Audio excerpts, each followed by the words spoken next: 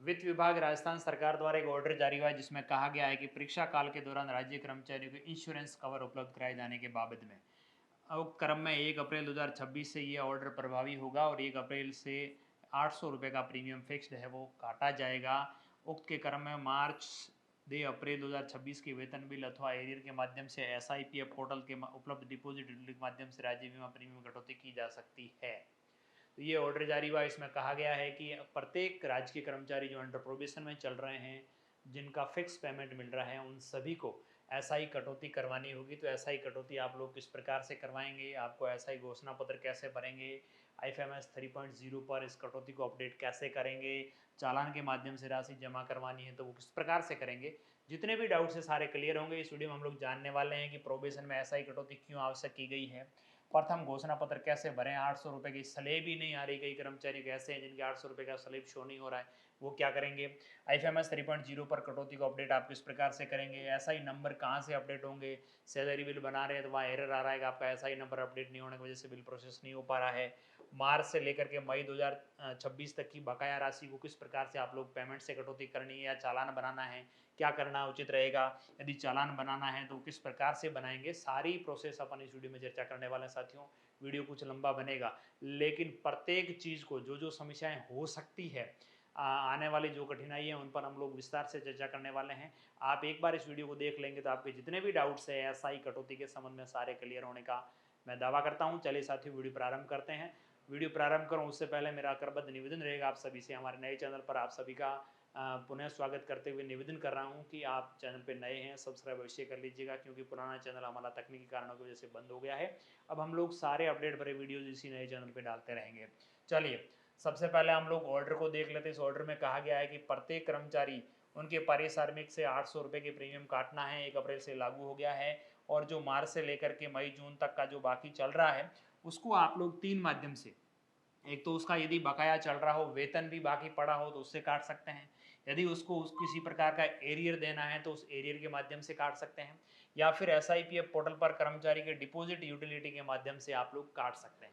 तो सबसे अच्छा माध्यम रहेगा, जो सैलरी बाकी है वो तो सैलरी से काटें और बाकी सभी चालान से काटें, क्योंकि अंडर प्रोबेशन किसी कर्मचारी का कोई एरियर नहीं बनता है। हो सकता है किसी का पार्शियल पे आपने आधा अधूरा पेमेंट पहले दिया, आधा अभी बाकी पड़ा है, तो आप दे सकते हैं। वरना इस एरियर का मतलब ये है कि सैलरी एरियर, ना कि बाकी की सैलरी से काटें।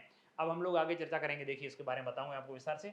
अब कार्मिक की SSO ID से प्रथम घोषणा पत्र भरना होगा, तभी जाकर के हम लोग उसकी कटौती कर पाएंगे। अब प्रथम घोषणा पत्र कैसे भरेंगे, SIPF पोर्टल पर हम लोग लॉगिन करते हैं SSO ID के माध्यम से, OTP वगैरह डाल के जब आप यहाँ पे पहुँचते हैं तो यहाँ पे क्या आएगा, आपके सामने इतने सारे ऑप्शन आएंगे। यहाँ पे ये डिफॉल्टली SI पर ही क्लिक रहता है, क्लिक फॉर SI ट्रांजेक्शंस, इस पर आपको क्लिक करना है। इस पर जैसे ही क्लिक करते हैं तो यहाँ 4-5 ऑप्शन दिखते हैं, इसमें से आपको डिक्लेरेशन पे क्लिक करना है। जैसे ही डिक्लेरेशन पे क्लिक करेंगे तो नो रिकॉर्ड फाउंड आएगा, क्योंकि आज दिन तक आपका कोई डिक्लेरेशन फॉर्म नहीं भरा गया, इसलिए नो रिकॉर्ड फाउंड आया। आप इसे ओके कर देंगे। ओके करने के बाद यहाँ ग्रीन कलर में ऐड न्यू फर्स्ट और फर्दर डिक्लेरेशन लिखा हुआ आ रहा है, इस पर क्लिक करेंगे। इस पर जैसे ही क्लिक करेंगे तो आपकी पूरी डिटेल आएगी, आपका नाम, आपकी मैरिटल स्टडी, आपका पैलेस बर्थ, फादर नेम, आपका डिपार्टमेंट, आपकी यूनिट, यहाँ जिले की यूनिट आपको ध्यान रखना है, जिस भी जिले में आप हैं उसमें, जेंडर, और यहाँ DDO code, date of birth, यहाँ DDO का नाम आएगा। यदि आपका DDO सही नहीं आ रहा तो पहले आप अपने DDO से संपर्क करते हुए अपनी SIPF ID को पुलअप करवा लें, अपने सही जगह पर यहाँ पर DDO का नाम सही आना चाहिए। उसके बाद हम लोग नीचे बढ़ते हैं तो यहाँ पे आपका नॉमिनी की डिटेल शो करेगी। यहाँ नॉमिनी की डिटेल शो करती है तब तो ओके है। कई कर्मचारी ऐसे भी हो सकते हैं जिनके यहाँ नॉमिनी के नाम न शो करे, तो उसको क्या करना है, उसको वापस डैशबोर्ड पे वापस जाना है। वहाँ यहाँ से आप ऊपर से डैशबोर्ड आपको दिखेगा, वहाँ से वापस होम पेज पे पहुँचेंगे और यहाँ आकर के इसको स्क्रॉल अप करेंगे तो नीचे जाएंगे तो यहाँ फैमिली मेम्बर्स की डिटेल आती है। यदि आपका फैमिली मेम्बर ऐड नहीं है तो यहाँ ऐड फैमिली डिटेल पे क्लिक करते हुए फैमिली मेम्बर को ऐड कर दें। उसका आपके साथ क्या रिलेशन, उसका नाम क्या है, डेट ऑफ बर्थ क्या है, जेंडर क्या है, उसकी बैंक डिटेल वगैरह आपके पास हो तो करें, वरना ये 4 चीज़ें करते हुए आप लोग सबमिट कर सकते हैं। सेंड OTP पे क्लिक करेंगे, OTP आएगा और आप उसको आराम से ऐड कर पाएंगे फैमिली मेम्बर को। अब फैमिली मेम्बर आपका ऐड हो गया तो यहाँ नाम आने लग जाएगा और यहाँ पे आपके सामने पेंसिल का निशान दिखेगा। यहाँ शेयर होल्डर्स देना है, उसको कितने परसेंटेज आप नॉमिनी बनाना चाह रहे हैं। जैसे उस पेंसिल पे क्लिक करेंगे उसकी डिटेल आपके सामने शो करेगी, यहाँ शेयर 0 लिखा आएगा, इसको आप 100 करते हुए सबमिट पे क्लिक कर देंगे। सबमिट पे क्लिक करते ही साथियों आपका ये 100 शेयर शो परसेंट हो जाएगा, सक्सेसफुली हो जाएगा। यहाँ एक दिक्कत ये भी आ सकती है कि कर्मचारी साथी पहले अविवाहित थे, अब विवाहित हो चुके हैं उनको नॉमिनी है वो अपनी पत्नी को बनाना है, तो आप पहले फैमिली मेंबर्स के अंदर अपनी पत्नी का नाम ऐड कर लें और अनमेरिड से मैरिड जो आपकी स्टेटस चेंज करनी है वो डीडीओ के माध्यम से आप चेंज करवा सकते हैं, कोई इशू नहीं आएगा आपको। जो साथी अंडर प्रोबेशन में चल रहे हैं, आप जैसे ही इसको नॉमिनी वाले को सेलेक्ट करते हुए नीचे खिसकाएंगे तो यहाँ पे बीमारियों का लिखा हुआ आएगा। आप है वो किसी भी तरह की इन तरह की बीमारियों से अभी तक जूझ रहे हैं क्या? यदि आप पर ये बीमारियां लागू हो रही तो आप इसमें किसी में भी यस करेंगे तो आपको स्टेट इंश्योरेंस का लाभ दे नहीं होगा। आप इन सभी में नो नो रखें। उसके बाद आपने लीव कोई लंबी छुट्टी ली हो किसी बीमारी की वजह से, कोई अन्य कारणों से ली हो उसका नहीं, कोई लंबी इन ऊपर जो बीमारियां दिख रही है इन बीमारी की वजह से कोई कभी आपने लंबी छुट्टी ली हो महीने 2 महीने की तो आपको एंटर करना है, वरना CL PL इनका कोई एंट्रीज यहाँ पे नहीं करनी है। अब यहाँ फर्स्ट डिक्लेरेशन डिटेल के अंदर आपको जाकर के कन्फ्यूजन होगा। कई साथी ऐसे हैं जिनका अंडर प्रोबेशन अभी चल रहा है, ऑलरेडी SIPF पोर्टल पर आपकी ज्वाइनिंग डेट है वो मेंशन रहती है। आपका SIPF पोर्टल पर यदि 2 साल से कम का पीरियड हुआ है तो ऑटोमेटिकली आपका बेसिक और ये ऑटोमेटिकली हाईलाइट हो जाएगा, इसको आप चेंजेबल नहीं कर पाएंगे, फिक्स्ड हो जाएंगे, ये चेंजेबल नहीं होंगे और आपकी एज वगैरह ऑटोमेटिकली आएगी और आपको सीधा सबमिट करना रहेगा, यहाँ 800 रुपये ऑटोमेटिकली आ जाएंगे। कई साथी ऐसे होंगे जिनका प्रोबेशन का 2 साल कंप्लीट हो गया लेकिन किसी कारणवश उनका स्थायीकरण ऑर्डर जारी नहीं होने के कारण ऐसा ही कटौती फिलहाल नहीं की जा रही है। जैसे कोई कर्मचारी अभी मई के अंदर, मई 2026 के अंदर उसके 2 साल कंप्लीट हो गए तो यहाँ पे उसको ये 800 रुपये आ ही नहीं रहे, क्या करें। कई साथी ऐसे हैं जिनका सितंबर अक्टूबर में 2 साल कंप्लीट हो गया 2025 के अंदर, मार्च से उनकी कटौती करनी थी लेकिन उनका कंप्लीट नहीं होने के कारण, ऑर्डर नहीं आने के कारण हम लोग कटौती नहीं कर पा रहे। उन साथियों के लिए क्या होगा देखिए, OTP दर्ज करेंगे और आपका डिक्लेरेशन फॉर्म भर जाएगा।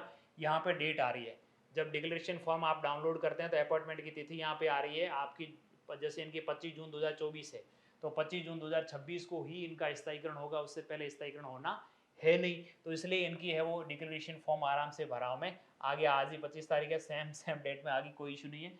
यदि 1-2 दिन बाद भरते तो यहाँ 800 रुपये नहीं आ पाते, ये फिक्स्ड है।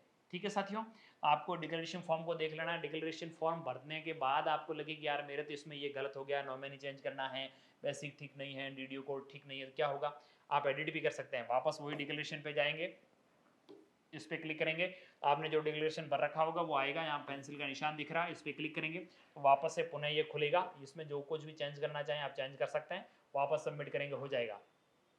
जिनका प्रोबेशन पूरा हो गया लेकिन स्थायीकरण आदेश नहीं आने के कारण अभी फिक्स वेतन मिल रहा है, उनका डिक्लेरेशन फॉर्म कैसे भरें, उनका क्या होगा, ये सारी डिटेल सेम आएगी लेकिन ये नीचे की जो रो है इसमें पहले यहाँ 23,700 और वो सारी चीज़ें फिक्स आ रही थी, इनके फिक्स ना आकर के यहाँ डेट ऑफ कन्फर्मेशन पूछा जा रहा है कि डेट ऑफ कन्फर्मेशन क्या है, आपका स्थायीकरण तिथि क्या है, आपका बेसिक कितना है, और यहाँ प्रीमियम देखेंगे जैसे बेसिक 22,000 से ऊपर है, जिसका भी 22,001 रुपये से या 22,000 से ऊपर है उनका यहाँ 800 रुपये स्लेब नहीं आ रहा है, स्लेब 1200, 1800, 2400, 2000 जो भी स्लेब तय है वो आ रहे हैं, जो हम चाह रहे हैं वो स्लेब नहीं आ रहा है। इसका हम लोग क्या करें? उन सभी साथियों से मेरी गुजारिश रहेगी, आपका भले प्रोविजन कंप्लीट हो गया लेकिन जो साथी मार्च के अंदर प्रोविजन कंप्लीट हुआ है, मार्च से पहले प्रोविजन का टाइम कंप्लीट हो गया है, वो साथी आप पे जो 33,000 या 34,000 आपका जो भी बेसिक होगा या जो भी आपका 45,000 56,000 जो भी आपका बेसिक होगा उसके अकॉर्डिंग जो आपकी प्रथम घोषणा पत्र भरा जाना चाहिए 2,200 2,000 रुपये जो भी, जैसे यहाँ 23,700 की जगह मैं बेसिक 33,800 रुपये करता हूँ, स्थायीकरण 20/9/2025 को हो गया तो उस साथी के लिए 2,200 3,000 और 5,000 3 ही इसलिए 12 उसको क्या करना चाहिए, उन साथियों को 2,200 रुपये की कटौती स्टार्ट करवा देनी चाहिए। क्यों? उसके पीछे रीजन है, जैसे मार्च 2025 मार्च 31 मार्च 2025 से पहले 31 मार्च 2025 से पहले या 26 से पहले आपका स्थायीकरण हो गया है तो आप है वो बड़ी वाली कटौती के लिए, फिक्स वाली कटौती के लिए एलिजिबल ना होकर के स्लेब के अनुसार कटौती के लिए एलिजिबल हैं, लेकिन आपका स्थायीकरण ऑर्डर नहीं होने की वजह से आप लोग ये नहीं कर पा रहे हैं। आप घोषणा पत्र भले भी फिलहाल ना भरें लेकिन अभी की तारीख में, आज की तारीख में यही अपडेशन है कि आपको स्लेब के अनुसार कटौती स्टार्ट करवानी चाहिए। और जब भी आपका बकाया स्थायीकरण होने के बाद जब भी आपको बकाया एरियर मिलेगा उस एरियर के अंदर से प्रीमियम की राशि है वो मार्च से लेकर के जब तक आपको एरियर ना मिल जाए तब तक आप लोगों को है वो कटौती करवा लेंगे, कोई इश्यू नहीं आने वाला है। लेकिन हो सकता है गवर्नमेंट द्वारा इसमें भी 800 रुपये की स्लैब डाल दी जाए, यदि अपडेशन होकर के आ जाए। कई साथी ऐसे होंगे जिनका मई के अंदर स्थायीकरण हुआ या अप्रैल के अंदर स्थायीकरण होना है 2026 के अंदर, उनको क्या करना चाहिए? उन साथियों को 800 रुपये कटवाने पड़ेंगे, 800 से ज़्यादा कटवाते हैं, क्योंकि आपको मार्च 2027 के अंदर ही स्लैब के अनुसार कटौती करवानी पड़ेगी। उससे पहले तो ऐसा ही कटौती हमेशा मार्च की सैलरी जो 1 अप्रैल को दी होती है उसी में ही बदल सकती है, बीच के महीनों में आप कम ज़्यादा नहीं कर सकते हैं। इसीलिए जिनकी 31 मार्च को प्रोविज़न कंप्लीट नहीं हुआ, 1 अप्रैल को प्रोविज़न कंप्लीट नहीं था, उन साथियों को 800 रुपये कटवाने होंगे, उनको थोड़ा वेट करना चाहिए। हो सकता है आपको इस घोषणा पत्र के अंदर आप भरें, यहाँ पर आपको 800 रुपये का स्लैब दिख जाए, आपको 800 रुपये का स्लैब सबके लिए जोड़ दिया जाए। ऐसा मुझे लगता है कि SIPF पोर्टल द्वारा ये कार्य किया जाएगा और सबके लिए जोड़ा जाएगा। जितनी भी स्लैब यहाँ 3 दिख रही थी, यहाँ 4 स्लैबें हो सकती है, आप इंतज़ार कर सकते हैं। बाकी कोई अभी फ़िलहाल आपके लिए कोई समाधान नहीं है, ठीक है।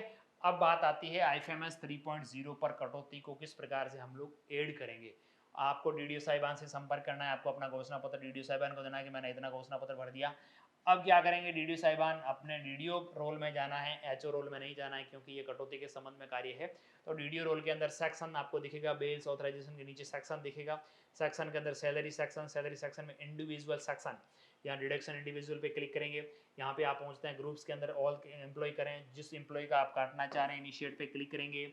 जिस इनिशिएट पे क्लिक करेंगे उस कार्मी की पूरी डिटेल दिखेगी, उनका बेसिक वगैरह कितना क्या है। अभी फिलहाल 2 तरह की कटौती उनकी हो रही है। एड डिडक्शन पे क्लिक करेंगे, जैसे ही एड डिडक्शन पे क्लिक करेंगे आप रिकरिंग करना चाह रहे हैं, नॉन रिकरिंग करना चाह रहे हैं, क्योंकि मंथली कटेगा। इफेक्टिव मंथ फ्रॉम यहाँ पे मैं मार्च कर देता हूँ, मार्च 2026 से मैं काटना चाह रहा हूँ। और रिडक्शन अमाउंट यहाँ पे प्रीमियम 217, SI की कटौती SI प्रीमियम के तहत करनी है। ऑब्जेक्ट हेड 217 रखते हुए आपको कटौती करवानी है।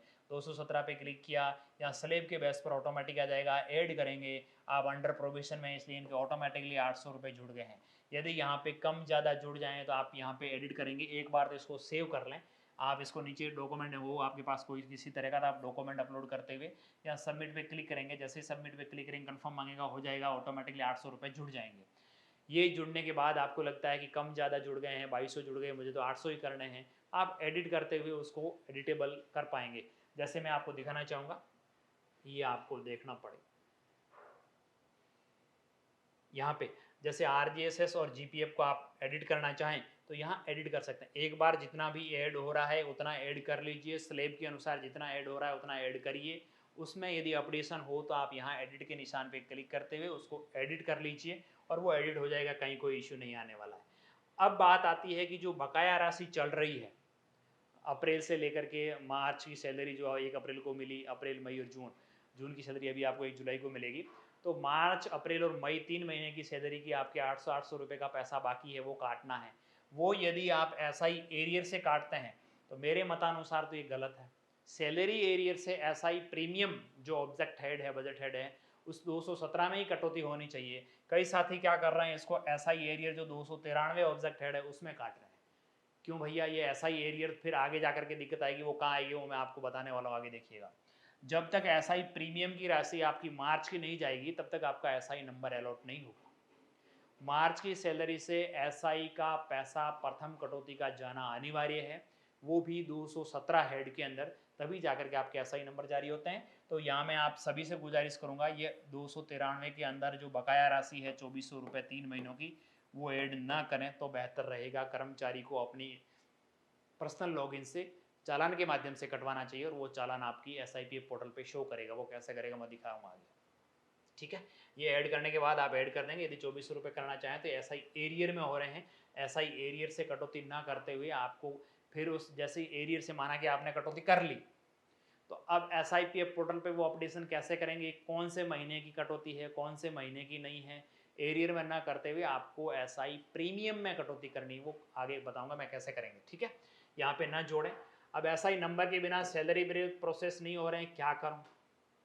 आपने SI कटौती ऐड तो कर दी कर्मचारी की, जब आप एम्प्लॉय का सैलरी बिल बनाने जा रहे हैं वहाँ एरर आ रहा है कि एम्प्लॉय का SI नंबर मैंडेटरी है, वो नहीं होने की वजह से आप इसका सैलरी बिल प्रोसेस नहीं कर पाएंगे।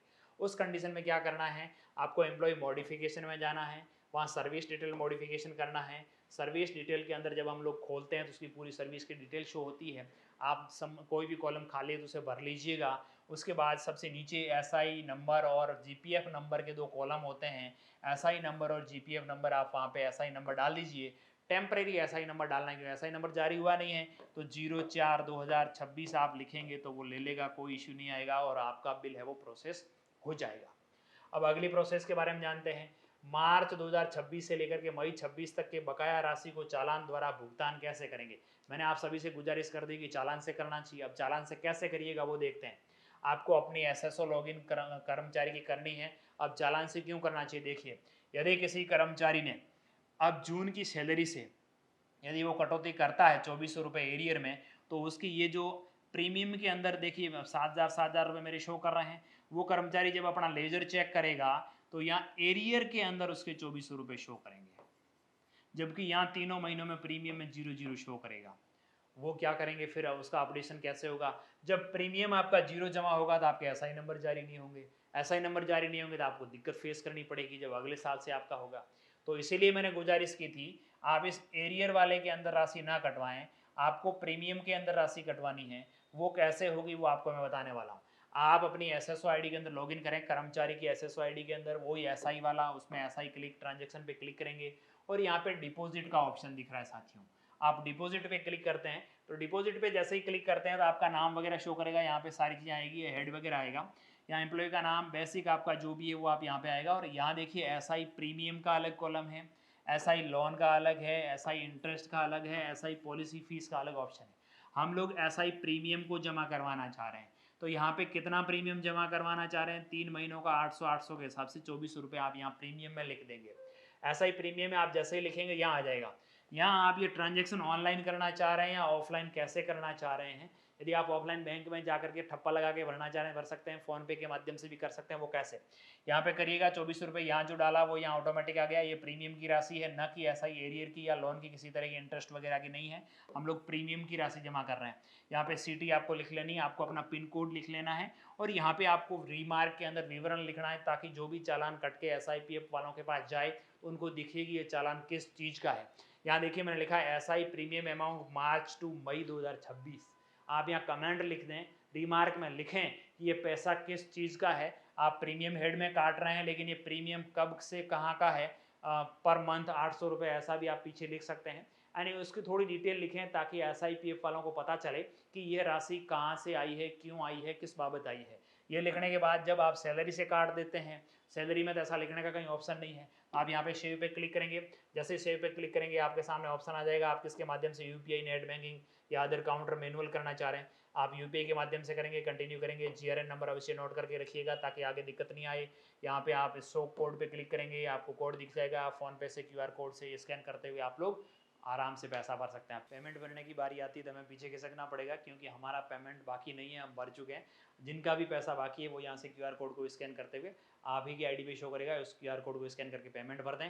पेमेंट भरने के बाद आप अपना जीआरएन से डाउनलोड कर सकेंगे, ये चालान आपके पास डाउनलोड होगा, वो चालान आपकी आईडी पे भी शो करेगा। आपकी एसआई प्रीमियम के अंदर आपकी राशि है वो तीनों महीनों में आप एसआईपीएफ ऑफिस वाले ऑटोमेटिकली ऐड करेंगे, कहीं कोई इश्यू नहीं आने वाला है। आप अपनी आईडी से प्रीमियम की जो बकाया राशि वो चालान भर दें। इस प्रकार से जो एसआई कटौती का ऑर्डर जारी हुआ उसके संबंध में डिटेल में हम लोगों ने चर्चा कर ली। फिर भी आपको कहीं पर भी डाउट लगे कमेंट करिएगा, रिप्लाई करने का प्रयास करेंगे। एक बार पुनः सभी साथियों का बहुत बहुत धन्यवाद।